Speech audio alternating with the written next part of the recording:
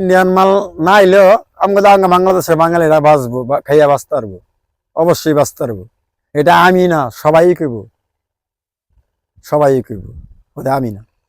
মানে যাবতীয় যত ফসল ইন্ডিয়া থেকে না আসলো না আসলে আমগা চলতে পারবো, আমাকে বাংলাদেশে বাঙালিরা খাইতে পারবো, চলতে পারবো।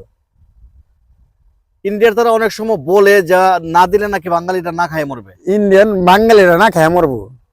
আমগো এই দেশে মনে করেন এই আলুতে পয়সা, শস্যায় পয়সা, তার বাদে সব দিকেই বহুত কিছু হয়। এই জমিনে ধান হইব, এই জমিনে ধান হইব।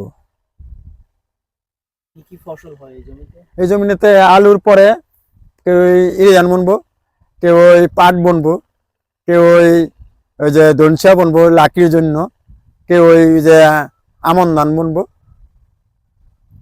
আপনি বলছেন যে বাংলাদেশের কৃষক বা যারা চাষি আছে তারা যদি ভালোভাবে যদি ফসল উৎপন্ন যদি করে বা কাজ যদি করে, তাহলে আমাদের বাংলাদেশিরা চলতে পারবে বাইরের দেশের আমদানি ছাড়াই। লাগবে। আগে তো মনে করেন ও অনসেনগা ইন্ডিয়ান মাল যেই কোনো একটা ব্যাপারে কইরা চাপায় রাখা ওই ইন্ডিয়ান মাল আমাকে বাংলাদেশে আনতো, যে কোনো একটা ব্যাপারে আর কি করে আনতো। হ্যাঁ, এখন তো মনে করেন ইন্ডিয়ান মাল না আনলে আমাকে বাংলাদেশে বাঙালিরা চলতে পারবো, চলতে পারবো, 100 বার দামও ভালো পাবে। হ্যাঁ।